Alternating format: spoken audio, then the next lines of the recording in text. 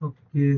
सो Edan अभी just 5 minute से join करेगा और बीचो आई थिंक बिजी होगा उसके काम में, तो वो बाद में रिकॉर्ड देख लेगा, राइट? Shall we start?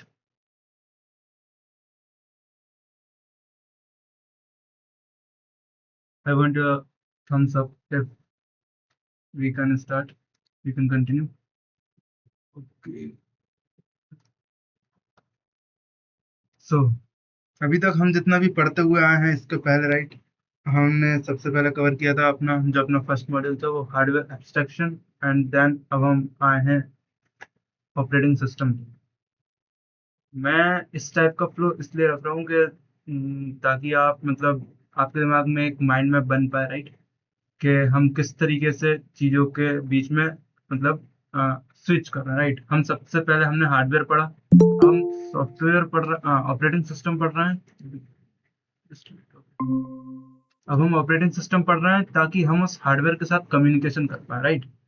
हम मतलब जो हमारा स्पेसिफिक जो हार्डवेयर है वो किस टाइप से एक्ट करता है, कौन उसके एक्ट के पीछे का रीजन होता है, ये सब जो चीज़ है वो हमको ऑपरेटिंग सिस्टम से पता चलेगा, राइट। कंट्रोल यूजर करता है, बट ऑपरेटिंग सिस्टम किस तरीके से वर्क करता है और वो किस वे में हार्डवेयर से के साथ इंटरेक्शन बैठाता है, ये सब हम ऑपरेटिंग सिस्टम में सीखेंगे, राइट। सो मतलब इस चीज से आप ये अपना एक फ्लो रहता है, ठीक है। आप इस फ्लो को एक मेंटल मॉडल की तरह समझ सकते हैं for this chapter, right, for our module of operating system. This is our first chapter, introduction of operating system, right? uh, the flow here is all about the uh, flow of command or maybe instructions, right? Firstly, instructions comes from user, or you can say it as application, to the operating system, to the hardware, right? Means simple इस जो mental model है इसका बताने का मतलब ये है कि जो हमारा ऑपरेटिंग सिस्टम है ये बीच के मतलब ब्रोकर का काम करता है, राइट। बीच के लेन देन जितने भी है उस सबको मैनेज करने का काम हमारा ऑपरेटिंग सिस्टम करता है, right. Try to keep this cycle in your mind, right. So in our chapter of introduction of operating system today, okay, I think yes, देखिए जो ऑपरेटिंग सिस्टम चैप्टर है इसके बहुत सारे सब ऐसे सब टॉपिक्स हैं, राइट। बट मैं आज सबको कवर नहीं कर पाया हूँ क्योंकि मे बी मुझे थोड़ा प्रॉब्लम हो रहा था, राइट। तो बट हम आज जितना करें उसको कवर करने का कोशिश करेंगे, राइट। सो फर्स्टली हम स्टार्ट करेंगे थोड़ा सा हिस्ट्री में जाके ऑपरेटिंग सिस्टम का, right, evolution of operating systems. देखिए अब हमारा मतलब जो पढ़ने का तरीका है वो हम थोड़ा सा उसमें ट्विक लाएंगे। और वो ट्विक ये कि हम पहले प्रॉब्लम समझेंगे क्योंकि कोई भी चीज़ है तो वो प्रॉब्लम के बेस पर ही वो चीज़ बनी गई है, राइट। कोई भी चीज़ एकदम से नहीं बनाई गई है। जब भी हमको कोई प्रॉब्लम दिखा है तो हम उस प्रॉब्लम का सॉल्यूशन करते करते एक चीज़ पे आए हैं, राइट। एक अपने मतलब कह सकते हैं मेन एक रिजल्ट पे आए कि ठीक है ये चीज़ अब हमें इसकी ज़रूरत है एक्चुअलिटी में, राइट। तो अब हमारा फ्लो मतलब अगर ऐसा आप लोगों को समझ में ना आए कुछ, राइट, तो आप बताइएगा। मेन फ्लो ऐसा रहेगा, पहले प्रॉब्लम देन उसका सॉल्यूशन, राइट। मे बी ये फ्लो आपको डायरेक्टली इसमें ना दिखे, राइट, बट इनडायरेक्टली हमारे इस वाले मॉड्यूल में भी ये वाला फ्लो रहेगा, ठीक है। तो सबसे पहले जब हमारा कंप्यूटर सिस्टम्स पे जब ऑपरेटिंग सिस्टम नहीं होते थे back in 19 may be I think 1980 और 1970, right, 1980 to 1970 something around that, right. जब हमारे पास सिस्टम्स तो थे बट उसमें ऑपरेटिंग सिस्टम्स नहीं थे, राइट, मतलब कंप्यूटर्स थे हमारे पास बट उसमें ऑपरेटिंग सिस्टम नहीं था। तो उस टाइम पे क्या होता था, right, users interact directly with the hardware, right. Users जो है वो डायरेक्टली हार्डवेयर के साथ इंटरेक्ट करते थे, मतलब हमको डायरेक्टली बाइनरी कोड या डायरेक्टली ऐसा लैंग्वेज कोड यूज करना पड़ता था कि जो डायरेक्ट हार्डवेयर समझे, राइट। ये इस लाइन का कहने का मतलब है, राइट, कि हमको डायरेक्टली हार्डवेयर के साथ इंटरेक्ट करना पड़ता था, one program at a time. For example मैं यहाँ पे एक प्रोग्राम ये दूसरा प्रोग्राम ये, राइट। तो दो प्रोग्राम हम उस टाइम पे यूज नहीं कर पा रहे थे। अभी इसका रीजन भी आगे पता चलेगा, राइट। हम पहले के टाइम पे सिर्फ एक ही प्रोग्राम यूज कर पाते थे। आ, इससे फर्क नहीं पड़ता कि आपके सिस्टम पे कितना कंप्यूटेशनल पावर है, या फिर आपके पास कितना रैम है, कितना सीपीयू है, कोई फर्क नहीं पड़ता। वो ज्यादा से ज्यादा हो या कम से कम, रिक्वायरमेंट मिनिमम हो, राइट। वो पूरा का पूरा रिसोर्स जो है, मतलब जो सिंगल टास्क है, वो पूरा का पूरा रिसोर्स कवर कर लेता था, राइट। दैट्स वाई सिर्फ एक ही जो प्रोग्राम है वो हम एक टाइम पे रन कर पाते थे। देन प्रोग्राम लोडेड मैन्युअली, हमको मैन्युअली प्रोग्राम लोड करना पड़ता था। अभी तो मतलब कह सकते हो कि जो शेल का जो कॉन्सेप्ट आया, राइट, वो हम आगे जाके पढ़ेंगे। शेल इट एक्चुअली शेल ने आके इस वाली चीज को थोड़ा मतलब कम किया, राइट, प्रोग्राम्स को लोड करने का। नो मेमोरी प्रोटेक्शन, कोई भी मेमोरी, मतलब यहाँ रिसोर्सेस प्रोटेक्शन बोलना चाहिए, राइट, क्योंकि ये इस वाले लाइन से कनेक्टेड है कि एक ही प्रोग्राम पूरे के सारे रिसोर्सेस को ले लेता था, राइट, सारे के सारे रिसोर्सेस को कंज्यूम करता था एक ही प्रोग्राम, राइट। तो उसको प्रोटेक्ट करने के लिए कोई भी नहीं था, राइट। एंड एक्सट्रीमली इनसफिशियंट, ये तो नॉर्मल है, राइट, कि जब आपके पास कोई भी आपको प्रोग्राम मैन्युअली लोड करना पड़ेगा, डायरेक्ट हार्डवेयर से इंटरेक्ट करना पड़ेगा, और कह सकते हैं कि जो प्रोग्राम है, एक ही प्रोग्राम एक ही टाइम पे रन होगा, तो वो इनसफिशियंट होना उसका नॉर्मल है, राइट। प्रॉब्लम्स जैसे कि CPU remained idle, right. Manual resource handling, हमको रिसोर्सेज भी कभी कभी मैन्युअली हैंडल करना पड़ता था। फॉर एग्जांपल रैम किसी को देना है तो हम उसको मैन्युअली देंगे, राइट, कि ये टास्क को इतना ही रैम मिलना चाहिए। डिफिकल्ट डिबगिंग, राइट, हमको डिबग करना मुश्किल होता था कोई भी चीज़ अगर गलत होता था तो। एंड कोई सिक्योरिटी नहीं था हमारे पास, right. And poor hardware utilization, मतलब वही सेम चीज़ के जो हार्डवेयर का जो यूटिलाइजेशन होता था वो सही तरीके से नहीं हो पाता था। अभी ये जो हम इतने सारे जो प्रॉब्लम्स देखे और जो सिनेरियो देखे, ये था हमारा जिस टाइम पे हमारे पास ऑपरेटिंग सिस्टम नहीं था। आफ्टर दैट हमारे पास जो फर्स्ट ऑपरेटिंग सिस्टम का आइडिया आया, वो ऑपरेटिंग सिस्टम था हमारे पास बैच ऑपरेटिंग सिस्टम, राइट। ये एक आइडिया था जो हमारे पास बैक इन 90s में आया था, राइट।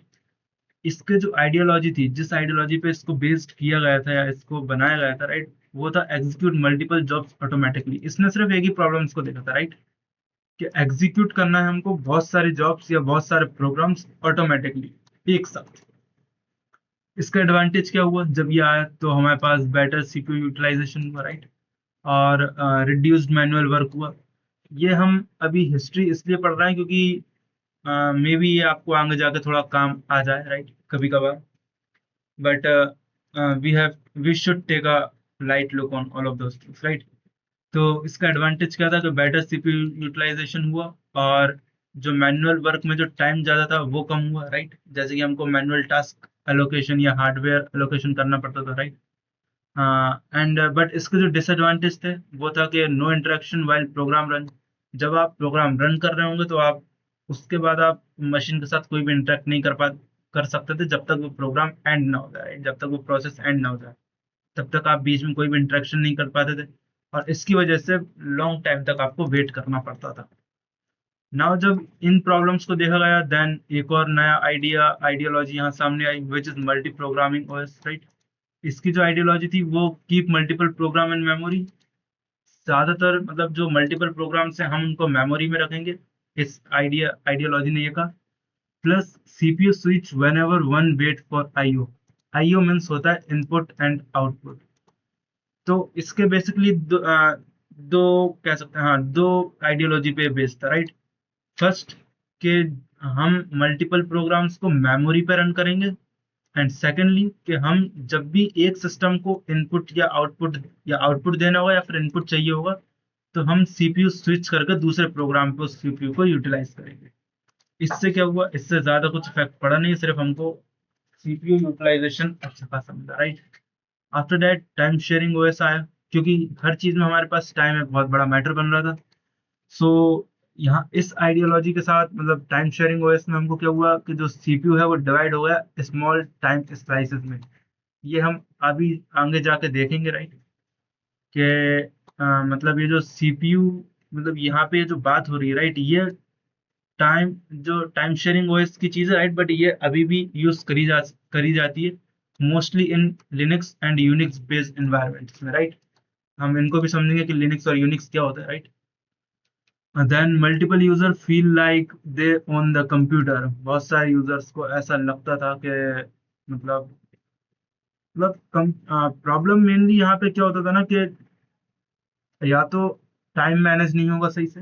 अगर टाइम मैनेज हुआ तो आपको मैन्युअली करना पड़ रहा है, और अगर मैन्युअली करना पड़ रहा है मतलब या तो टाइम मैनेज नहीं हो रहा है या मैन्युअली करना पड़ रहा है, और या फिर हार्डवेयर का ज्यादा मतलब कह सकते हैं यूटिलाइजेशन हो रहा है नीड से ज्यादा, right.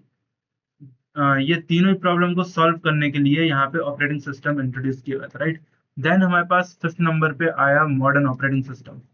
These are the kind of operating systems which we currently use, right? इसके फीचर्स थे कि मल्टीटास्किंग करवा सकता था, मल्टी यूजर हो सकते हैं इसमें, नेटवर्किंग सपोर्टेड है, राइट, वर्चुअलाइजेशन कर सकता है, कंटेनर्स क्लाउड सपोर्ट, ये सब अभी अभी आया, राइट, सिक्योरिटी, पावर मैनेजमेंट, ये सब काम जो है वो modern operating system easily handle कर सकता है। मॉडर्न ऑपरेटिंग सिस्टम के एग्जांपल हैं Linux, Windows, Mac OS, Android and iOS. IOS और मैक ओएस तो आपको पता ही होगा, राइट। एप्पल के वर्जन हैं दोनों, one for desktop and one for phone. Android जो हम फोन में यूज करते हैं, विंडोज जो most of the office laptops में पाया जाता है, एंड लिनक्स जिसको कि मतलब आप कह सकते हो that king of operating system, right. हम लिनक्स को डेली लाइफ इन्वायरमेंट में बहुत कम यूज करते हैं, बट मोस्टली जो विनर होता है, राइट, मतलब जो आप कह सकते हो कि मतलब जो एक जंगल का राजा होता है, राइट, वो यहाँ पे लिनक्स, राइट। हम इस लिनक्स हमारा जो काम जो हम बेसिकली ज्यादातर करेंगे वो लिनक्स सिस्टम पे करेंगे instead of Windows. Yes, okay, so hope कि आप लोगों को ये मतलब किस तरीके से चीजों को ऑपरेटिंग सिस्टम इवॉल्व हुए, राइट, वो आपको पता चला हो। इज इट क्लियर और have any doubt?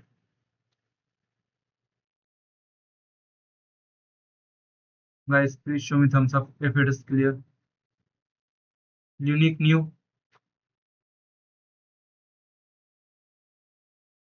Okay, okay, so now अब हम बढ़ेंगे that why operating system exist, right.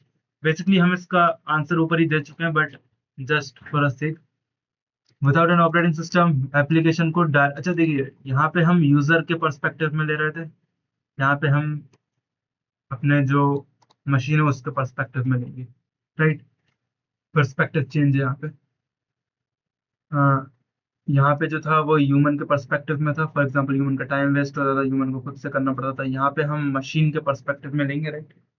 तो विदाउट एन ओएस, जब हमारे पास ओएस नहीं था तो एप्लीकेशंस जो थे उनको डायरेक्टली हार्डवेयर के साथ इंटरेक्ट करना पड़ता था, right. Every application must know कि मतलब हर एप्लीकेशन को पता होना चाहिए कि उसको कितना सीपीयू चाहिए, कितना रैम चाहिए, कितना एसएसडी चाहिए, कीबोर्ड किस तरीके से उसको एक्सेस करना, नेटवर्क कार्ड, जीपीयू, राइट। तो बेसिकली ये सब जो चीजें कर्नल स्पेस में आता है, राइट, इसको हमको नॉर्मल एप्लीकेशंस को हम इसको कंट्रोल नहीं दे सकते। बट पहले के टाइम पे यही होता था कि एप्लीकेशन इसका डायरेक्ट कंट्रोल लेता था, right. Every application would need hardware specific code. Her application को हार्डवेयर स्पेसिफिक कोड चाहिए, फॉर एग्जांपल कि सीपीयू क्या कोड समझेगा, रैम क्या कोड समझेगा, उनको डिजाइन करना वो सब, राइट। और इनको मेंटेन करना इम्पॉसिबल था एक टाइम पे, राइट, क्योंकि इनको मेंटेन करना अपने आप में एक बहुत बड़ा चैलेंज सामने आया, right, as a lack means high utilization of resources. With an OS, जब हमारे पास एक ओएस आया तो हमारे पास एक बीच में लेयर बन गया एप्लीकेशन प्लस हार्डवेयर की, राइट। जो मैं आपको ऊपर बताया था, मैं एप्लीकेशन की जगह यूजर लिखा था, राइट। तो यूजर और एप्लीकेशन को आप अभी के लिए सेम मान सकते हैं, आगे जाके तो दोनों वैसे भी अलग होंगी, बट अभी के लिए सेम है, राइट। तो एप्लीकेशन से डाटा फ्लो हुआ तो बीच में एक और हमने लेयर क्रिएट किया which is operating system, and then we will move to our hardware communication, right. The OS act as a abstraction layer है, जो कि हम पहले भी अपने एब्स्ट्रैक्शन वाले चैप्टर में पढ़ चुके हैं, hardware abstraction, right. Hope you will remember it. इसका बेनिफिट क्या हुआ कि सिंपल सॉफ्टवेयर डेवलपमेंट हमको मतलब जो सॉफ्टवेयर डेवलपमेंट था वो हमको थोड़ा सिंपलर पड़ा। हार्डवेयर इंडिपेंडेंस हुई कि हार्डवेयर जो है मतलब टास्क जो है वो खुद से अपने आप से रिसोर्सेज एलोकेट करने लगा। देन मतलब ये टास्क नहीं करता था, कर्नल करता है, right. And then securities provide हुई, resource securities, then resource sharing हुआ, और हमको एक कम्प्लीटली एक स्टेबिलिटी मिला।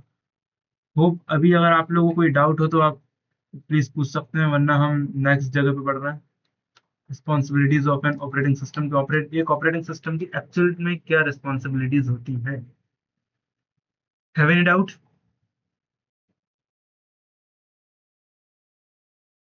Guys have any doubt? No? Okay. So basically अगर हम रिस्पॉन्सिबिलिटीज की तरफ जाएं तो ऑपरेटिंग सिस्टम की तीन प्राइमरली रिस्पॉन्सिबिलिटीज होती हैं। First is the resource management, second is the hardware and third is protection, right? Resource management, resource sorry जो हाँ ऑपरेटिंग सिस्टम जो है उसका फर्स्ट रिस्पॉन्सिबिलिटी होता है रिसोर्स मैनेज करने का। CPU, RAM, storage, network devices, etc के क्रोम को कितना चाहिए, क्रोम को कितना रिसोर्स चाहिए, वीएस कोड को कितना रिसोर्स चाहिए, स्पॉटिफाई को कितना रिसोर्स चाहिए, ATC. Second responsibility of our operating system is hardware abstraction, right? Application don't communicate directly with the hardware, or application shouldn't. I think shouldn't word is the most appropriate here, right?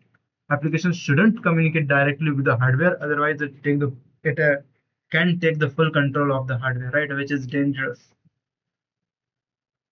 in more aspect, right? Okay, and then instead, right? मतलब hardware abstraction जो होना था, sorry जो application होना चाहिए वो directly communicate नहीं करना चाहिए हार्डवेयर के साथ। इंस्टेड हमको जो नीड है वो है कि जो ऐप है उससे कमांड फ्लो हो सिस्टम कॉल्स पे। ये हम पढ़ेंगे सिस्टम कॉल्स क्या होता है, इसको शॉर्ट फॉर्म में सिस कॉल्स भी कहते हैं। And then sys calls to kernel and then hardware. It is the same thing which is followed right now in our operating system, right? जब भी आप कोई कमांड या कुछ भी प्रोग्राम रन करेंगे तो वो ऐप के बाद वो सिस्कॉल को इन्फॉर्म करेगा, सिस्कॉल कर्नल को इन्फॉर्म करेगा एंड देन हमारे जो हार्डवेयर है वो उस पर एक्ट करेगा। The third responsibility of operating system is the protection, right? Was prevent one program reading another memory, right?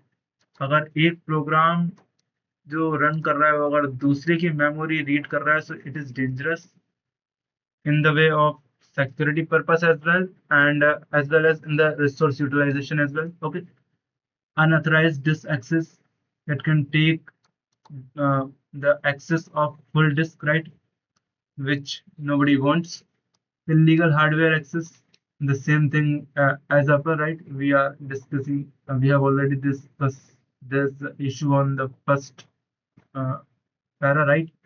And then privilege escalation. Okay, how many of you know privilege escalation? What is privilege escalation?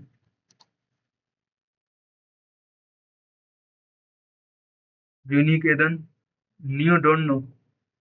I think Neo, you should know that what is privilege escalation. If you know a bit,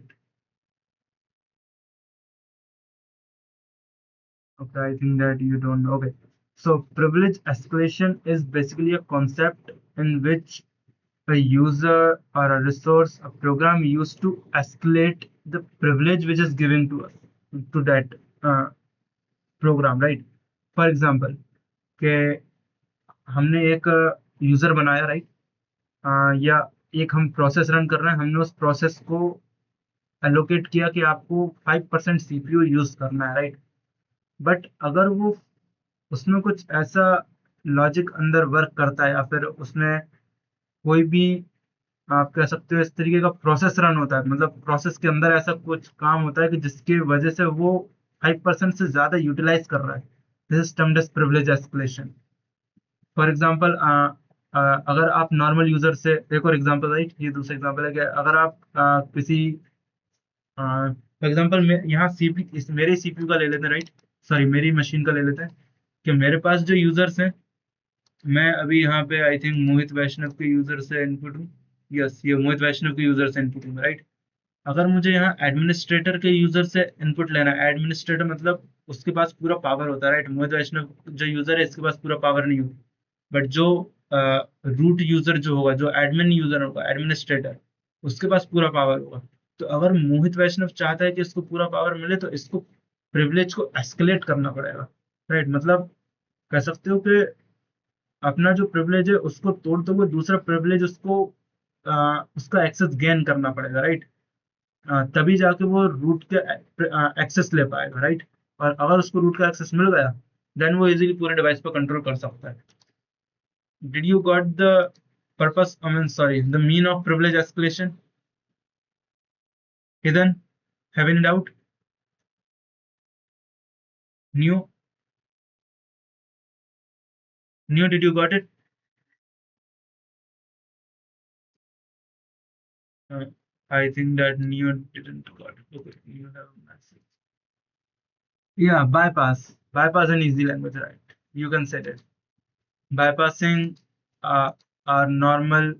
I think that I should open it. Okay. Bypassing, yes, you can say that it is kind of bypassing, right? Bypassing the privileges, right? So now, okay, what we have completed, yes, we have completed our responsibilities of operating system. Now we are moving to services of operating system. So what is there?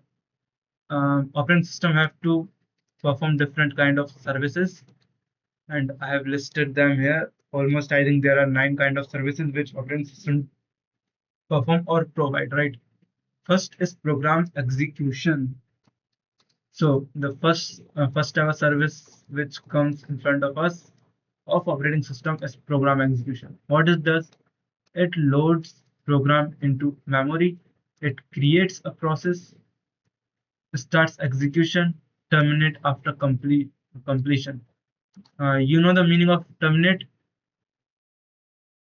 Termination. Okay, all of you. Okay, so mm, it okay. So the program execution service used to also terminate the task, right? Terminate the program means basically handle the full working of a program. Uh, it comes under the program execution service, right? For example, double clicking from etc, right? Now the second service which operating system provide is process management. This is the most important, according to me, right? This is the most important section which we have to take care about, right? The second is process management, and this service is responsible for process creation. Make sure that program and process both are different, right? Scheduling resources and time etc, right? And context switching, synchronization, termination. Here, for example, running a Chrome plus VS Code plus Discord simultaneously, right? So here we have operating system have to manage different kind of processes at a time.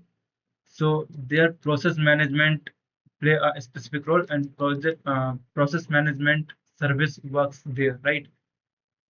Then we have memory management as a service, which is responsible for RAM allocation, deallocation, virtual memory, and then memory protection. This all comes under the sector of memory management. For example, Chrome get 2 GB RAM and VS Code get 600 MB of RAM. So this all are allocated through uh, memory management service, right? Then we have file management service, which is responsible for creating file, reading, writing, renaming, deleting, permissions. All the things related to file or folder is managed by file system service, right? File management service. Uh, okay, then we have IO management service. It is input and output. IO's full form is input and output, right? IO management service provides means basically controls input and output, right? For example, keyboard inputs, mouse inputs, displays output, printers output or input, right? The OS provide a common interface for all devices, right? जितने भी devices हैं उन सब के लिए common interface provide करना. Then we have device management service, which control hardware using device drivers, right? I think we have covered drivers, right? Maybe you all know what is the meaning of driver. You know, guys, did you know the meaning of drivers? Yeah, Neo know that. Isn't unique? I think you need to revise the notes, right? Yeah, unique don't got it.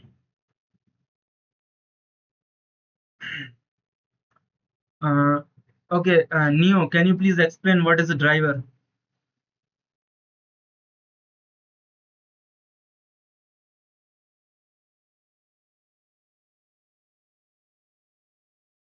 Are you writing a message? Yeah, basically, Unique, please take a look on message, right? In the chat, he is writing right now.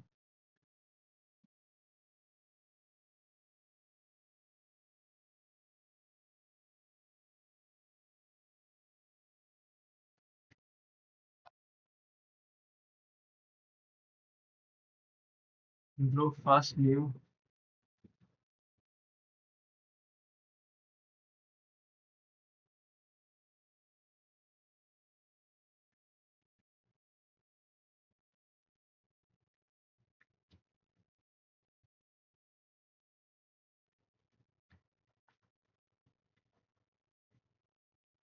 I don't know whether Neo is writing or not.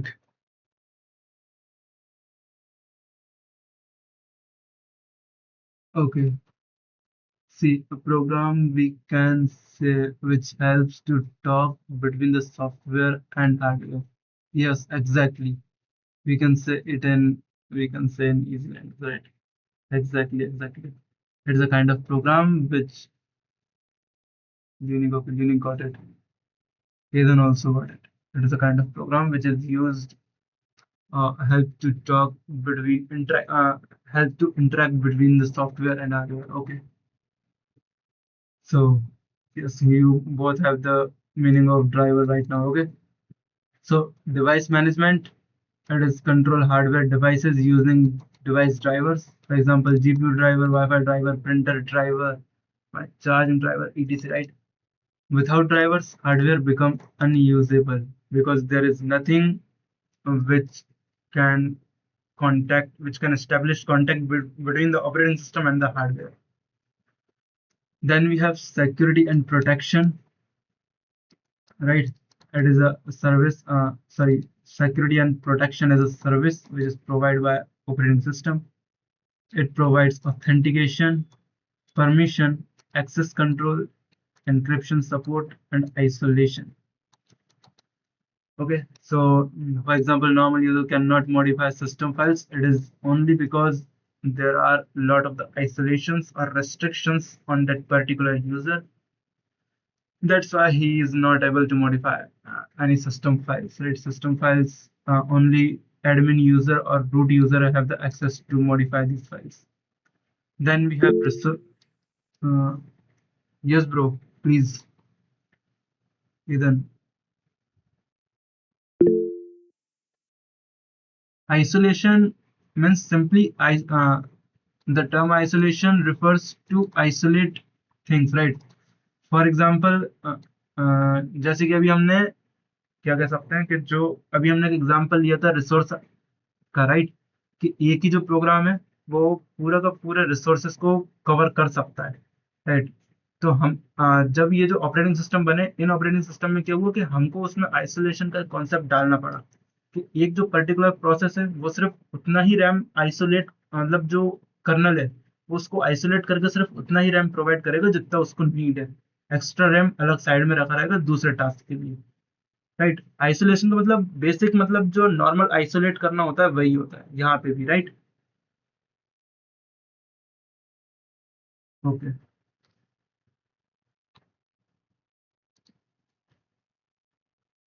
so we are moving to resource allocation as a service which allocates CPU, time, RAM. What happens?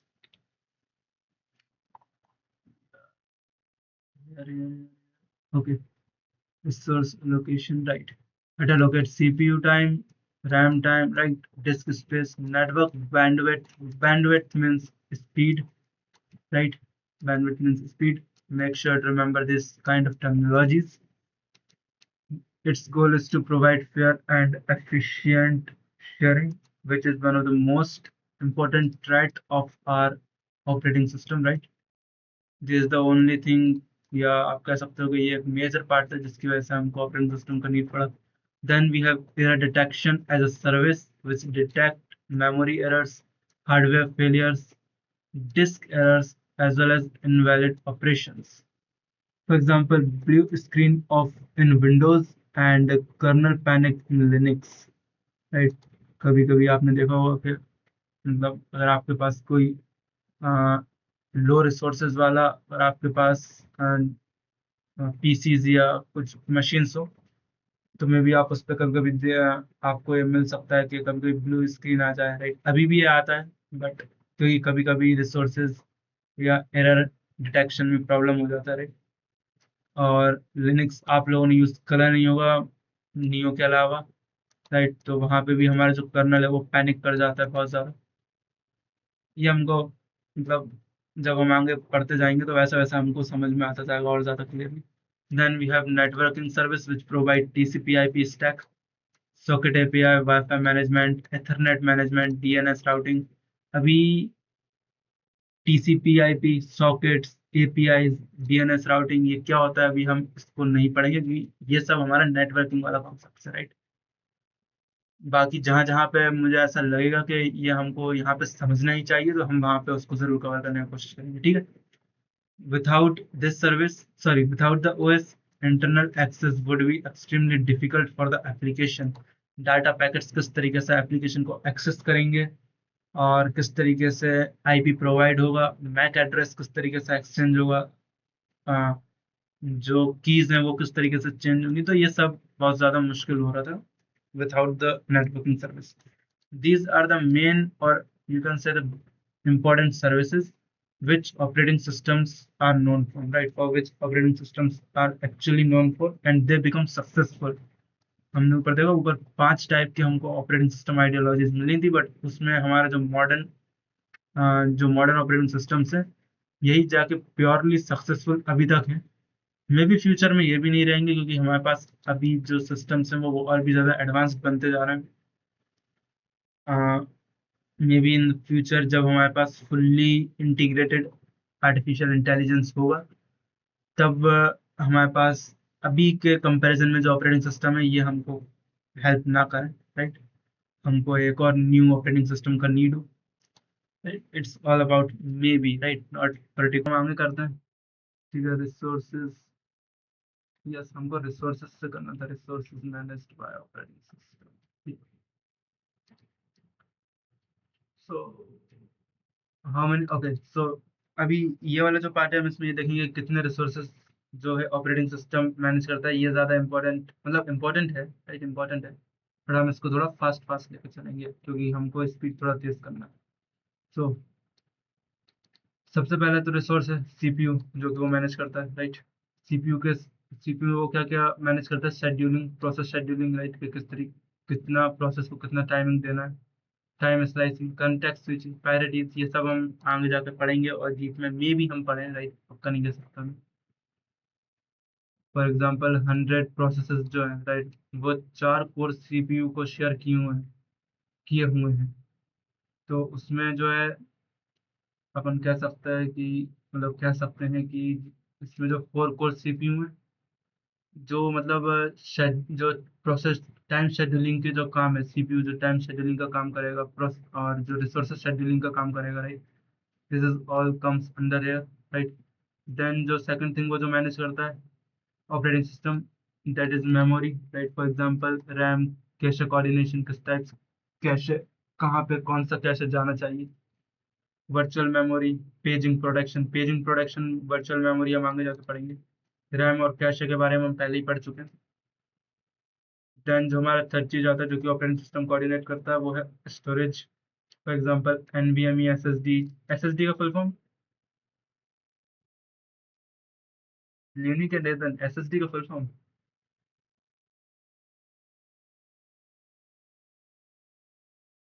नहीं पता, unique,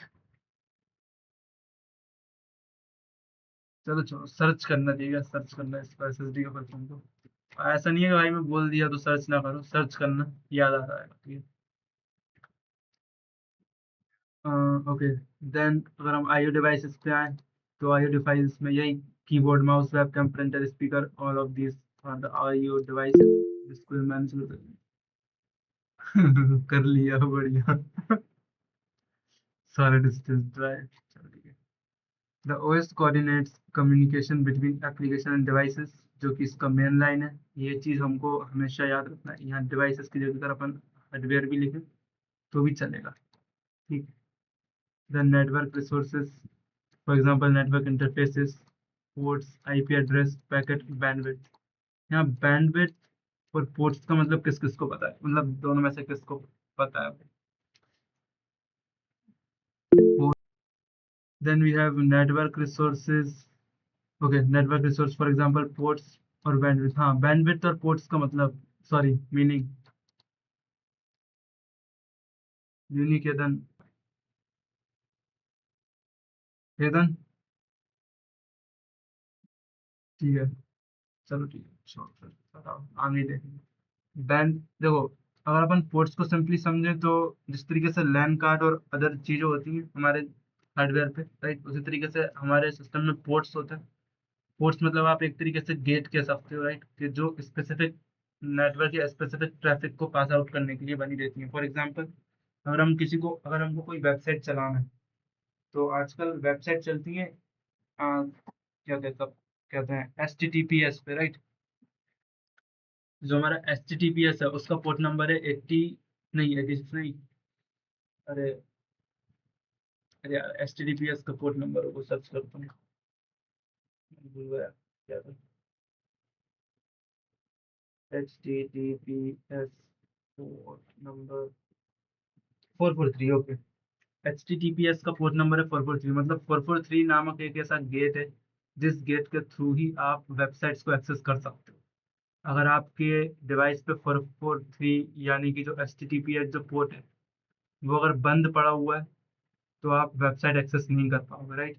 तो normally अगर हम बोलें तो specific networks के लिए, specific type of things के लिए, एक्शंस के लिए जो गेट्स जो ओपन रहते हैं नेटवर्क ट्रांसमिशन के लिए, उसको हम पोर्ट्स बोलते हैं। एंड बैंडविड्थ मतलब नॉर्मली हम इसको स्पीड कर सकते हैं, राइट, कि कितना बैंडविड्थ है। यहाँ पे एग्जांपल है क्रोम और Discord use the same wifi connection simultaneously. ठीक है, क्रोम और डिस्कॉर्ड ये दो टाइप के प्रोसेसेस हैं, राइट, मतलब दो टाइप के फंक्शंस हैं जो कि हो रहा है, चल रहा है। उन दोनों को सेम वाईफाई कनेक्शन प्रोवाइड करना है। That work is also of our operating system. अच्छा, कोई ये बताएगा कि इस सेक्शन को हमारे यहाँ पढ़ने का मेन चीज, मतलब मेन हमारा क्या कह सकते हैं, रीजन क्या है? मना मत करना कि मैं नहीं बता सकता, राइट। ट्राई करो, थोड़ा अंदाजा लगाओ। ल्यूनिक, भाई ल्यूनिक का दिमाग अच्छा चलता है पर पता नहीं क्यों बताती नहीं है।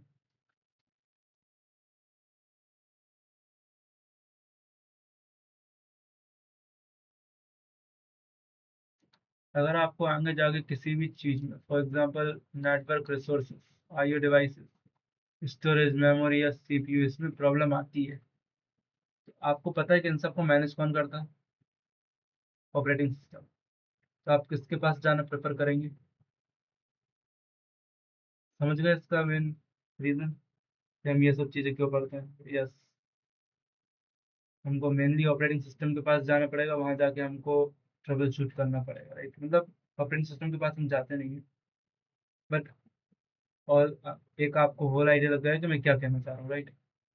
Okay, after that we are moving to types of operating system. कितने टाइप के होते हैं? जितने टाइप के होते हैं पढ़ते हैं, ठीक है। सबसे पहले बैच ओएस। ये जो बैच ओएस और जो ऊपर था, ये दोनों अलग अलग अलग नहीं है वैसे, राइट। अरे ये क्या है भाई, ठीक है। ये दोनों अलग अलग नहीं है, राइट, बट ऊपर जो हम बात कर रहे थे वो एक तरीके से इवोल्यूशन की बात कर रहे थे, यहाँ पे हम स्पेसिफिकली ओएस की बात कर रहे हैं, राइट। वो एक आइडिया था, ये एक प्रोडक्ट है, ठीक। ये डिफरेंस है, ठीक है। बैच ओएस जो हमारा सबसे फर्स्ट टाइप है वो है बैच ओएस। इसका काम क्या है? एग्जीक्यूट, मतलब जॉब्स को एग्जीक्यूट करना बैचेस के थ्रू, नो यूजर इंटरेक्शन। इसको सिर्फ हम पढ़ते ही गुजार रहे हैं, राइट। हमको इसमें ज्यादा वो नहीं करना, डेप्थ में नहीं जाना, right. Then we have multi programming OS. जिसमें हमारे पास मल्टीपल प्रोग्राम्स जो होते हैं वो मेमोरी के अंदर काम करते हैं। ठीक है, CPU switch one one wait, जब एक प्रोग्राम वेट करेगा दूसरे प्रोग्राम पे सीपीयू स्विच करेगा, राइट, दूसरे प्रोग्राम को रन करना स्टार्ट करेगा। देन हमारे पास है मल्टीटास्किंग ओएस, जो कि मल्टीपल टास्क को एक साथ काम करवाने पे हेल्प कर सकते हैं, राइट। जिस जो मतलब जिसके एग्जांपल हमारे पास है विंडोज, लिनक्स और मैक ओएस। तीनों के सिस्टम्स और तीनों की वर्किंग डिफरेंट है, राइट। वो अलग अलग मतलब वर्किंग आप कह सकते हो, जो आत्मा होती है वो तो सेम है, बट ऑपरेट करने का स्टाइल तीनों का अलग अलग, राइट। हम लोग जो मेनली काम करेंगे वो लिनक्स पे काम करेंगे, तो आप लोगों को विंडोज की आदत छोड़ना पड़ेगी, जो भी विंडोज यूजर है यहाँ पे एंड्रॉइड की आदत भी छोड़ना पड़ेगी, right. Where we are, you got it.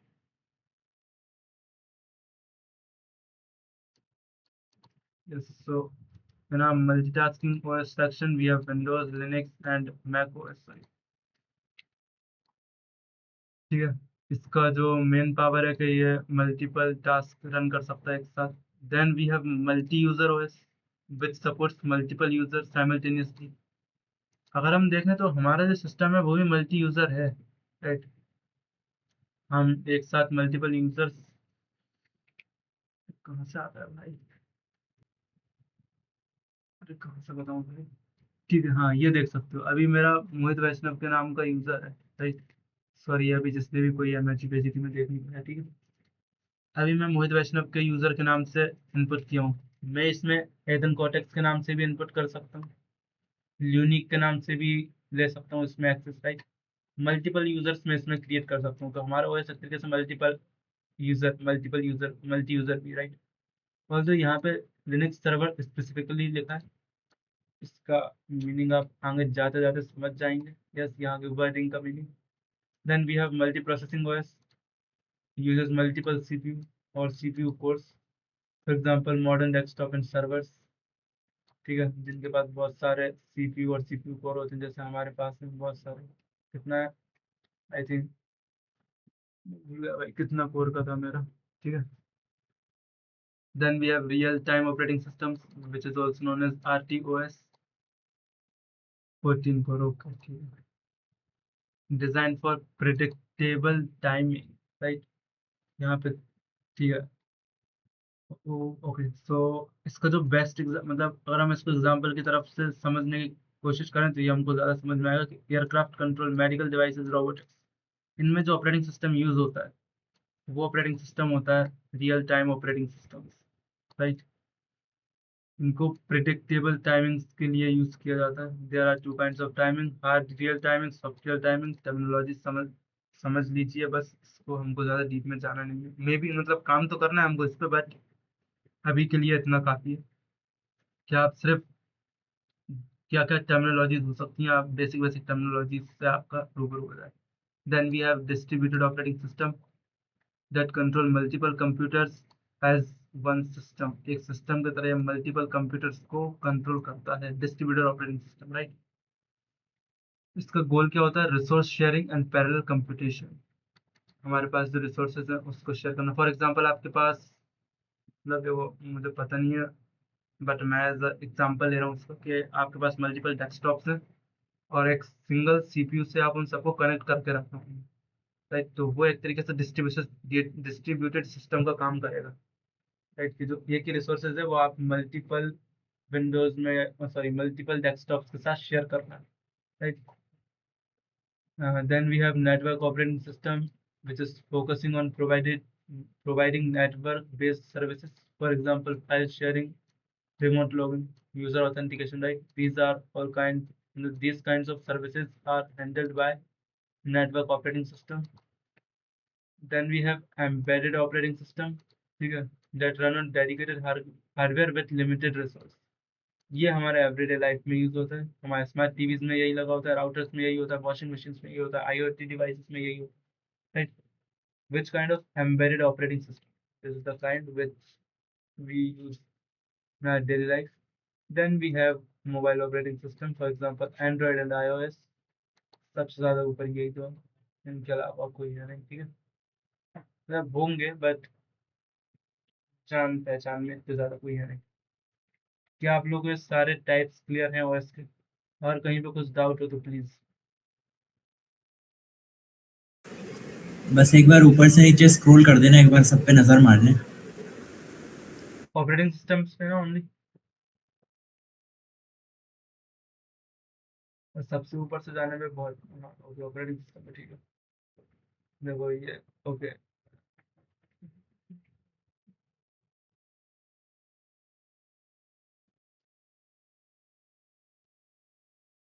जब इसका नोट्स मिल जाएगा तो आप रिवाइज कर लेना। बाकी अभी आप लोग इसका नोट्स बना रहे होगे यूनिक, अभी नोट्स क्रिएट कर रही हो क्या?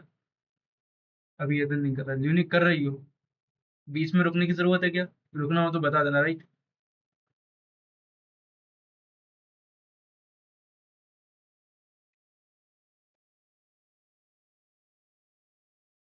then can we move on?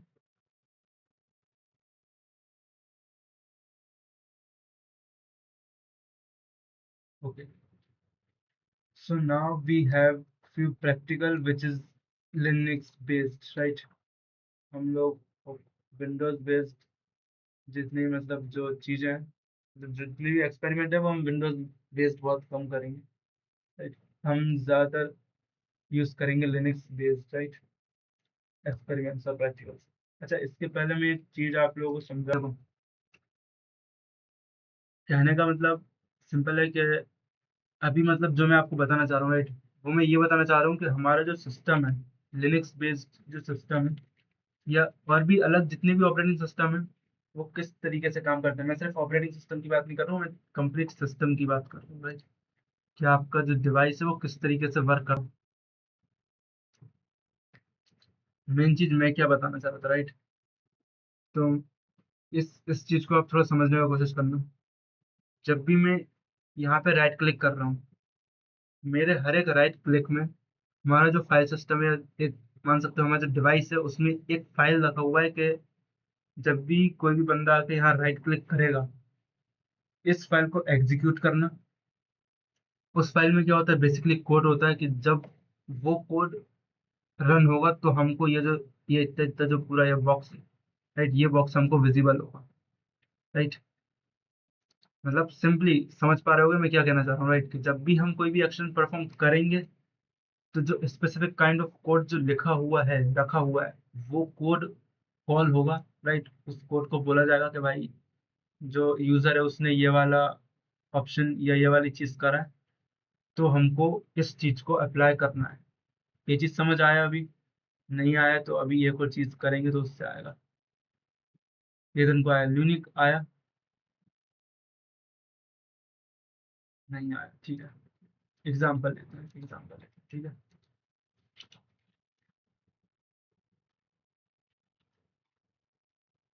तो मैं भी मैसेजेस देख नहीं पाऊंगा तो वॉइस बोल देना आप लोग, ठीक है?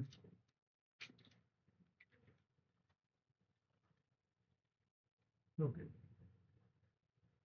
क्या काम कर रहे थे हम लोग, ठीक है? एलएस, राइट, मेरे पास एलिसाइफर डॉट कैट एलिसाइ डॉट टीएक्स। अभी आप लोग कमांड को समझना भी चालू करेंगे, मतलब अब हम, मतलब पहले मैं बोल रहा ना कि इस पर ध्यान मत दो, बट अब हमको कमांड को समझना भी चालू करना है। कैट क्या है? कैट हमारा एक, कह सकते हो एक तरीके का फंक्शन है जो कि हमको हेल्प करता है एलिसाइ, मतलब किसी भी चीज को रीड करना है, राइट? कोई भी टीएक्सटी फाइल हो या और कोई सी फाइल हो और किसी एक्सटेंशन के साथ, कैट हमको प्रोवाइड करता है उसका content on our terminal, right? ये देखो मैं जैसे ही करूंगा तो इसमें जितना भी चीज लिखा है ये मैं लिख कर रखा था इसमें। This is the test file which is saved as एलिसाइ डॉट टीएक्सटी, राइट? ये मैं एलिसाइफर और टीएक्सटी के अंदर लिख कर रखा था। कैट का काम, yes, bro, can you explain one more time cat? Cat is just like you can say function और एन ऐप, राइट? जिसका स्पेसिफिक काम क्या है कि वो जितने भी फाइल्स है, ओनली फाइल्स का जो कंटेंट है वो कंटेंट डंप कराता है ऑन आर टर्मिनल, बस इतना काम है, ठीक है? जितना भी फाइल के अंदर कंटेंट रखा है वो सारा कंटेंट आपको विजिबल होगा आपके टर्मिनल पे जब भी आप कैट का यूज करेंगे। समझे? यूनिक, ठीक है। देखो अभी मैं क्या कह रहा था कि जब भी आप एक स्पेस देखो वहां पे क्या कहते हैं ना, हम लोग जीयूआई यूज करें तो हम इतना कर नहीं पाते हैं। हम डायरेक्ट डबल क्लिक करते हैं, फाइल ओपन हो जाता है, हम उसका कंटेंट पढ़ लेते हैं। यहाँ हमको पूरा सीएलआई पे काम करना है, राइट? तो यहाँ हम थोड़ा डीप में पढ़ सकते हैं। अभी हमने यहाँ पे क्या चीज यूज किया, cat. Cat is just same like that, कि हम वहाँ पे डबल टैप करते हैं, राइट? सेम लाइक कैट, आप समझ सकते हो इसको, कैट को, राइट? अगर हम देखें, देखो ये एक फंक्शन लिखा हुआ है, कैट एलिसाइफर डॉट टीएक्सटी। हमने कैट को कॉल किया कि जो एलिसाइफर डॉट टीएक्सटी है, कैट कैट को बोला कि एलिसाइफर डॉट टीएक्सटी है, उसके अंदर जितना भी कंटेंट है उसको यहाँ डंप कराओ। अब हम देखते हैं वेयर कैट। वेयर कमांड का जो यूज होता है वो हम यूज करते हैं ये जानने के लिए कि हमारा जो एक्चुअलिटी में जो यूटिलिटी है या जो रिसोर्स या जो जो भी अनदर कमांड है वो कमांड कहाँ से एग्जीक्यूट होती है। देखो इसके दो हमको पाथ मिले, एक स्लैश बिन और एक user slash bin slash cat, right? ये कंफ्यूजिंग हो रहा है क्या अभी ज्यादा? नहीं हो रहा है, ठीक है। तो देखो जब भी हम यहाँ टाइप करें क्या, कैट एलिसाई डॉट टीएक्सटी, तो हमारा जो कह सकते हैं, हाँ हमारा जो टर्मिनल है, राइट, वो गया कहाँ पे? अभी जो हमारा हुआ होगा, ठीक है, यूजर बिन स्लैश कैट, और ठीक है user slash bin slash cat. इस लोकेशन से अभी हमारा जो ये वाला जो कैट है ये रन हुआ होगा क्योंकि अभी हम रूट से लॉग हैं। जब हम नॉर्मल यूजर से होंगे तो मे बी हमको बिन और कैट से, बिन स्लैश कैट से हम लोग इसका access करेंगे, राइट? टर्मिनल गया होगा कौन सी लोकेशन पे, user slash bin slash cat पे। सबसे पहले जब टर्मिनल इधर गया, इधर जाके उसने एक कैट वाली फाइल ढूंढी होगी, इसके अंदर जितना भी कोड लिखा है उस कोड को यहाँ पे लिखा हुआ कि भाई ये ऐसा ऐसा कोड लिखा है, राइट? ये ऐसा, ये पूरा कंप्लीट कोड लिखा हुआ है। और अब देन इस कोड के बाद उसने हमारा एलिसाई डॉट टी एक्स टी को यहाँ पे लिखा हुआ आगे कि एलिसाई डॉट टी एक्स टी को हमको ये चाहिए। ये जो इंफॉर्मेशन है, मतलब इस जो इतना तो हमको पता है, राइट, कि हमारा जो पूरा सिस्टम, वो पूरा का पूरा सिस्टम रिटर्न ऑफ कोड ही है, राइट?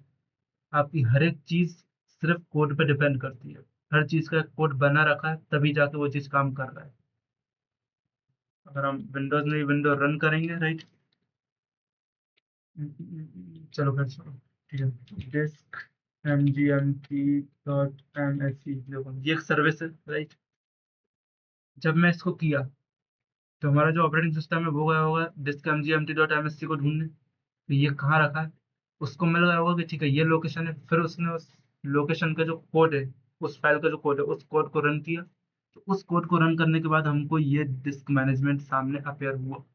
अगर कोड रन नहीं होता या वो फाइल नहीं मिलती तो ये डिस्क मैनेजमेंट वाला जो विंडो है हमारे सामने ओपन नहीं होता। क्लियर है इतना? इधन नहीं है। और सिंपली देखो, सिंपल हम कुछ भी काम करते हैं वो रिटर्न ऑफ कोड है, ठीक है? अपन अलग अलग करके समझने की कोशिश करते हैं। जितना भी हम काम कर रहे हैं, जितनी भी चीजें हम यूज कर रहे हैं, वो रिटर्न ऑफ कोड एक कोड के फॉर्म में लिखी हुई रखी हुई है, एक फाइल के फॉर्म में सेव करके हमारे ऑपरेटिंग सिस्टम पे, हमारे डिवाइस पे, राइट? जब भी हम कोई भी प्रोसेस या कोई भी चीज ट्रिगर करते हैं तो क्या होता है, हमारा जो ऑपरेटिंग सिस्टम होता है या हमारा जो टर्मिनल हो सकता है, वो जाता है उस रिटर्न ऑफ, अरे सिंपल ऐसा समझो ना यार, अगर आपको दो नंबर मल्टीप्लाई करना है, राइट, तो आप कैसे करोगे उसको मल्टीप्लाई? पाइथन में भी ल्यूनिक और एदन दोनों ने, आप दोनों ने वो बनाए हुए हैं प्रोग्राम्स पाइथन में, राइट? यस, ल्यूनिक, यस ल्यूनिक नहीं बना है। प्रोग्राम्स कैसे रन करता है, आप प्रोग्राम, आपने एक वैल्यू दी, ठीक है ना, प्रोग्राम को। देन प्रोग्राम उसको चेक करेगा, सबसे पहले तो वो वैल्यू देखेगा, वैल्यू है क्या।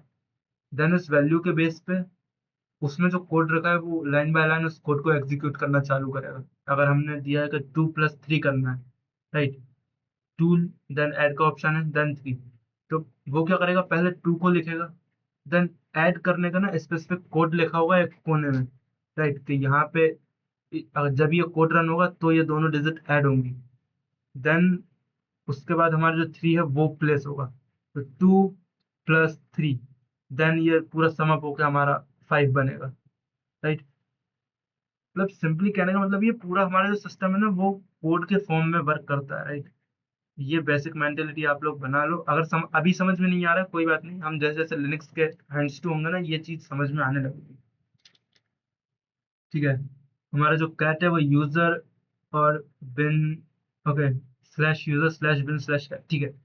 हम एक बार इस लोकेशन पे जाके देखते हैं, राइट। सीडी का मतलब होता है कि हमको हमारा लोकेशन चेंज करना है। अभी हम कहाँ पे, पीडब्ल्यू यूज करके आप ये पता लगा सकते हैं कि हम हमारे टर्मिनल में कहाँ पे हैं। क्योंकि विंडोज में तो हम ऐसा जा सकते हैं ना, राइट। ये हमको देखना है कहाँ पे क्या रखा है, राइट। डॉक्यूमेंट्स में चलेगा, डाउनलोड्स में चलेगा। हम ऐसा नॉर्मली इस CLI के थ्रू हम कैसे जाएंगे, राइट। CLI के थ्रू हम पहले पता करेंगे हम कहाँ हैं, /root में, ठीक है। CD करते हैं, नहीं, सबसे पहले हम LS करेंगे। LS मतलब होता है लिस्ट करना। डबल डॉट का मतलब होता है बैक जाना, एक स्टेप बैक। अगर हम एक स्टेप बैक गए मतलब डबल डॉट यूज किया मतलब हम एक स्टेप बैक कर, राइट। देखना, अभी यहाँ पे जो मैंने लिस्ट किया है वो मैंने लिस्ट किया है कि जो स्लैश, इस स्लैश के अंदर क्या क्या चीजें हैं। मतलब LS के थ्रू मैं ये देखना चाह रहा था कि जो स्लैश है इसके अंदर क्या क्या चीजें, कितने सारे फोल्डर्स हैं। तो हमारे पास बिन है, ETC है, ये init.img.old है, lib64 है। और अगर आप देखें तो इसी में ही हमारे पास एक है, वेयर इज रूट, ये हियर इज रूट, राइट। हमारे पास इसी में से एक रूट नाम का एक फोल्डर है और हम अभी इस रूट नाम के फोल्डर के अंदर ही, राइट। बाहर नहीं गए, हमने सिर्फ LS का यूज करके बाहर के ऑप्शंस को लिस्ट किया है। अभी हम कहाँ पे हैं, रूट में ही, ठीक है। अभी हम जाते हैं CD करते हैं। अपनी डायरेक्टरी या अपनी लोकेशन चेंज करने के लिए हम CD का यूज करेंगे, राइट। CD करते हैं, हमको कहाँ पे जाना है, एक स्टेप पीछे जाना है, यानी कि हमको स्लैश में जाना है। स्लैश में LS करते हैं, सेम थिंग हियर। ये चीज समझ में आ रहा है, थोड़ा थोड़ा आइडिया लग रहा होगा, ज्यादा अभी डीप में जाने का वो है नहीं, राइट। यूनिक कोई डाउट है, ठीक है, अभी नहीं है, ठीक है। अभी हम कहाँ हैं, ठीक है। अभी हम हैं स्लैश पे, ये हमारा लोकेशन बताता है कि हम कहाँ पे हैं, राइट। और अगर आपको लोकेशन में कन्वर्ट हो रहा है, सॉरी प्रॉब्लम हो रहा है, तो आप PWD यूज करके ये पता लगा सकते हैं कि कहाँ पे है। मे भी आप कमांड्स लिखते हुए चलें, यूनिक एंड एदर। अगर नहीं भी लिखेंगे तो आगे मतलब उस पर मिल जाएगा आपको नोट्स पे, राइट। हमको जाना है इस लोकेशन पे, हम /user/bin में जाके हम देखना चाहते हैं वहां पे कैट नाम का कोई है भी या नहीं है, ठीक है। चलिए यूज कर, तो सबसे पहले हमारे पास यहाँ पे यूजर नाम का फोल्डर है। यूजर, ठीक है यहीं पे TMP के नीचे ये यूजर, ठीक है। तो हम CD करते हैं यूजर। अगर हमको किसी भी चीज के अंदर जाना है तो हम डायरेक्ट उसका नाम लिखेंगे, और अगर हमको बैक जाना है तो हम डबल डॉट प्रेस करेंगे, राइट। दिस इज, आप मल्टीपल टाइम्स भी कर सकते हैं अगर हमको डबल स्टेप पीछे जाना है, राइट। फॉर एग्जाम्पल जैसे कि अगर हम अभी जाएं, होम के अंदर मेरा एक कारी नाम का फोल्डर होगा, ठीक है। देखो अभी मैं यहाँ पे हूँ, ठीक है। मतलब यहाँ से मैं जो भी चीज करूंगा ना वो मुझे यहाँ दिखेगा। एग्जाम्पल करके देखते हैं, राइट। अपन एक फोल्डर बनाते हैं, MKDIR, किस नाम से फोल्डर बना है, चलो ठीक है, टेलीलॉक्स के नाम से फोल्डर बना है, राइट। टेलीलॉक्स के नाम से हमको फोल्डर क्रिएट करना है। कहाँ पे अभी हम हैं, कहाँ पे, PW, यार मेरे को PW और करना पड़ेगा, ठीक है। PW अभी हमें /home/काली में, यानी होम के अंदर काली नामक, मतलब काली नाम के फोल्डर के अंदर अभी हम हैं। सॉरी, काली नाम के यूजर में है, राइट। होम के अंदर यूजर है, तो उस यूजर में एक काली यूजर है, तो हम अभी यहाँ पे, राइट। यहाँ पे अभी आपको कोई भी उस नाम का फोल्डर नहीं दिखेगा, राइट। इस नाम का पता नहीं, भी क्रिएट करते हैं MKDIR, क्या था हमारा, ठीक है, एलिलॉक्स, राइट। एलिलॉक्स नाम का हमने फोल्डर क्रिएट किया। LS करते हैं, आप देख सकते हैं कहाँ है, एलिलॉक्स नाम का हमारे पास एक फोल्डर आ चुका है। यहाँ जितने भी ब्लू कलर के ये चीजें दिख रही है सारे के सारे फोल्डर्स हैं, राइट। एलिलॉक्स इधर पे तो आ गया, बट क्या हमको यहाँ पे दिखेगा, अरे यार यहाँ पे तो नहीं आया, क्यों नहीं आया, कोई बता सकता है?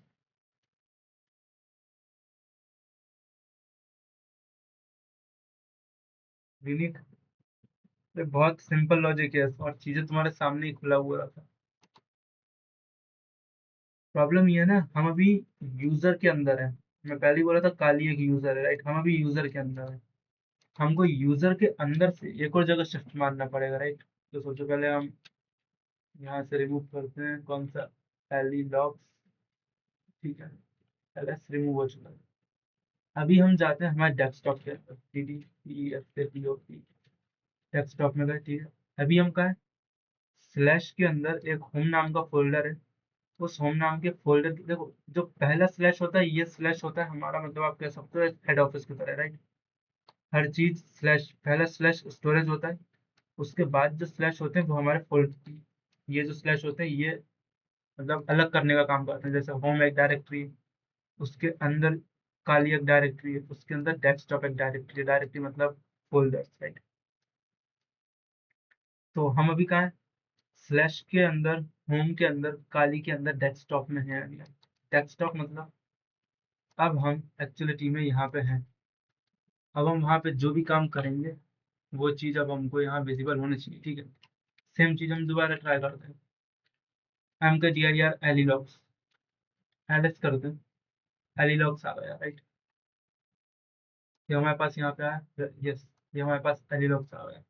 अभी हमने एलिलॉक्स को जो है ना, यहाँ पे देखो, यहाँ पे भी आपको सेम लोकेशन देखने को मिलेगी। हम एलिलॉक्स के अंदर गए, राइट? डेस्कटॉप पे अगर हम जाएंगे तो हमको एलिलॉग नाम का फोल्डर दिख गया। सेम चीज को हम यहाँ पे जीयूआई के थ्रू एक्सेस कर रहे हैं, टर्मिनल पे सीएलआई के थ्रू एक्सेस कर रहे हैं। सीएलआई की आदत अपन को डालना पड़ेगा, राइट?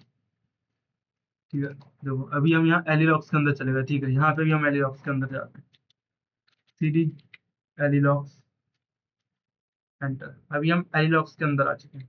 एलएस मारते हैं, कुछ भी नहीं है, ठीक है। क्या यहाँ पे कुछ है एलिलॉक्स में? यहाँ पे भी नहीं है, ठीक है।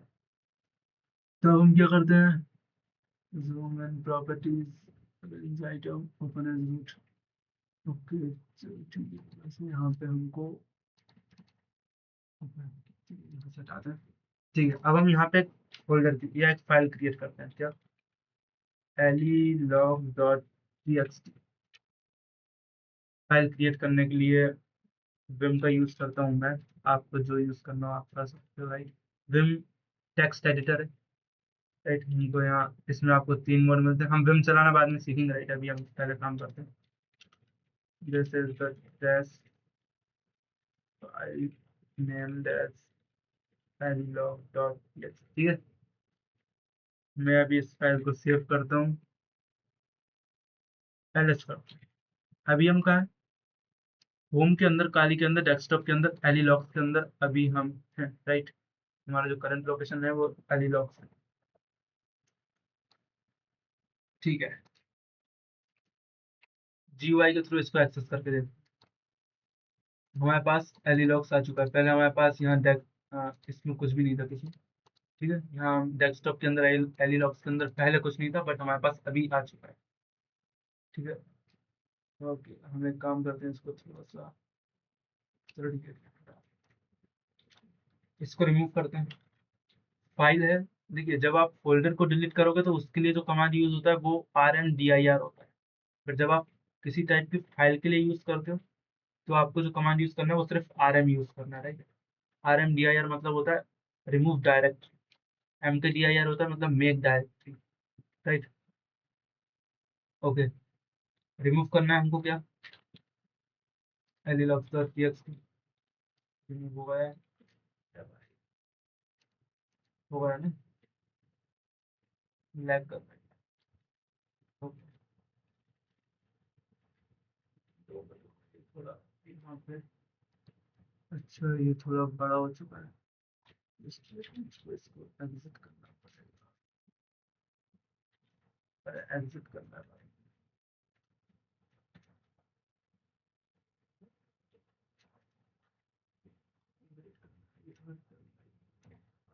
ठीक है, टर्मिनल की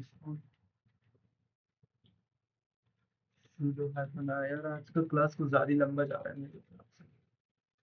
चलो ठीक है खैर, इसको अपन कंप्लीट करते हैं, राइट। कहाँ थे अपन? वो यार, ठीक है हम थे। अच्छा चलो, कोई लोकेशन बताएगा? हम लोग हैं काली यूजर के अंदर, ठीक है। अभी मेरे को कोई डायरेक्ट करो कि मैं यहाँ से कैसे जाऊँ। ओके ल्यूनिक, प्लीज ओपन योर माइक और मुझे बताओ कि मुझे यहाँ क्या करना चाहिए।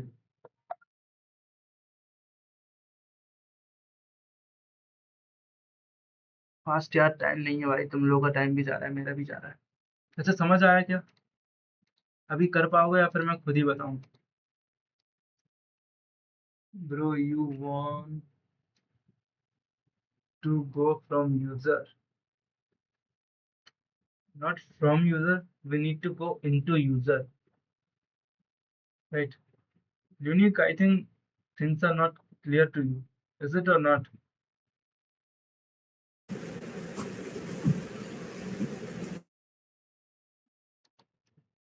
चलो ठीक, चलते हैं सीधी। सबसे पहले हम पीडब्ल्यू देख लेते हैं। पीडब्ल्यू, अब क्या ना मेरे को रूट में है अपन। हाँ अपन रूट में है अभी। समझ तो नहीं आया। अपन रूट में है अभी, अपन को कहाँ यूजर में जाना है? हमको जाना है डेस्कटॉप पे, काली यूजर के डेस्कटॉप पे, राइट। तो देखो आप लोगों को अभी वो पता नहीं है पार्ट, बट मुझे ये तो समझा दिया। सीडी डॉट डॉट डाल दो। हाँ वही मैं बोलने वाला था। उसके बाद होम, इसके बाद अच्छा काली ये यूजर, और शॉर्टकट है। इसके बाद डेस्कटॉप, और डेस्कटॉप के अंदर हम कहाँ थे? एली, मैं डायरेक्ट वहीं पे आ चुका हूँ गाइस, राइट। मैंने एक एक कमांड में सारे के सारे जितने भी लोकेशंस थे उनको मर्ज करके उसको दे दिया, और वो मेरे को यहाँ पे लाके खड़ा कर दिया। अभी मेरे को ये भी नहीं चाहिए, मेरे को इसको डिलीट करना। तो सबसे पहले हम इसके बाहर आएंगे, राइट। सीडी डॉट डॉट करके हम बाहर आए, ठीक है। डेस्कटॉप पे आ गए, एलीलॉग पे आर एम दिया यार, बिकॉज ये डायरेक्टरी है। एलीलॉग, फिर टू रिमूव एलीलॉग directly not empty, directory empty तो ये एलएस एलीलॉग करते हैं। ls एलीलॉग, ठीक है। यहाँ पे 3 टाइप की फाइल और हैं।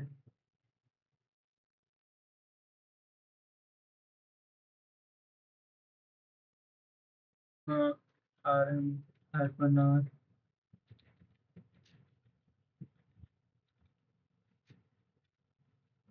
ओके। जो हमने यहाँ पे देखो, इसका एक रूल होता है लिनक्स का, राइट, कि जब भी अगर आपका फोल्डर खाली नहीं है ना, तो ये आपको कोई भी चीज़ डिलीट करने देगा नहीं। फॉर एग्जाम्पल, अच्छा एक और चीज़, ये जो यहाँ फाइल जो दिख रही है, ये फाइल हिडन है, राइट। हिडन फाइल्स हैं, इस वजह से जब मैंने यहाँ पे नॉर्मल ls एनीलॉग्स किया तो मुझे यहाँ कुछ दिखा नहीं। बट जब मैंने ls हाइफन ए किया हिडन फाइल देखने के लिए, तो मुझे 3 फाइल्स दिख गई, राइट। अब ये 3 फाइल्स यहाँ बनी थी, इसलिए मेरे को सिस्टम कह रहा था कि फेल टू रिमूव एलॉग्स, क्योंकि डायरेक्टरी एम्प्टी नहीं है, राइट। तो मैं क्या किया, मेरे को तो डिलीट करना है ना, मेरे को उन फाइलों से कोई मतलब ही नहीं है। आइदर मैं इन लोगों को एक एक करके रिमूव कर दूं, या फिर मैंने इसको फोर्सली रिमूव करने के लिए हाइफन आर फ्लैग का यूज किया, राइट। रिमूव हाइफन आर एलिलॉग्स, खत्म। Is it clear? प्रोसेस समझ लो। मेन काम तो जब हम यूज करेंगे ना तभी वो दिमाग पे आएगा। लेने इज इट क्लियर कि हमने वहाँ क्या किया है CLI पे? ठीक है, अभी हम कहाँ हैं? अभी हम डेस्कटॉप में हैं, ठीक है। हमको वापस वहीं जाना है जहाँ से हमने चालू किया था। ओके ब्रो, एदन, अच्छा यूनिक, माइक ओपन कर सकती होगी?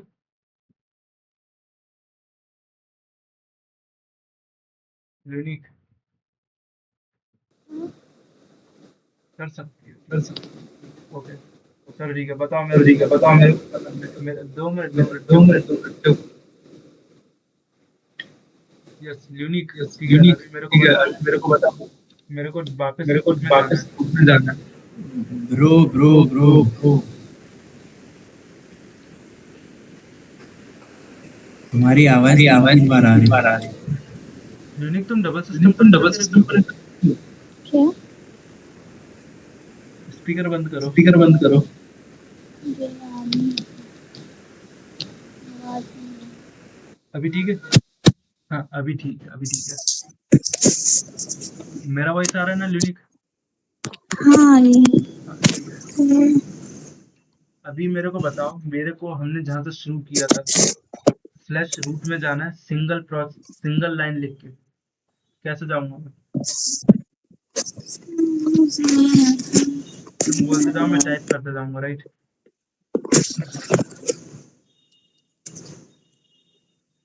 नहीं आ रहा समझ।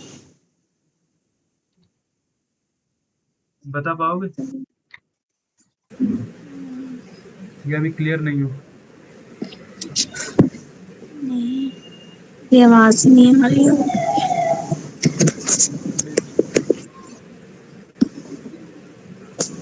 अभी आ रहा है आवाज? आवाज आ रही है पर मुझे क्लियर नहीं हो पा रहा ठीक से। चलो ठीक है। अब तुम्हें पता तो है ना क्या करना है? ब्रो मैं ट्राई करूँ? अरे भाई तेरे को तो पता ही है। चलो ठीक है, बताओ सिंगल लाइन में। सीडी, हम्म फिर डॉट डॉट हम्म स्लैश, हम्म फिर एक और बार डॉट डॉट स्लैश, हम्म फिर एक और बार डॉट डॉट स्लैश, हम्म और आई थिंक अब रूट है अगर मैं सही हूँ तो, लाइक दैट। या if I am right. Unique क्या ये सही बता रहा है?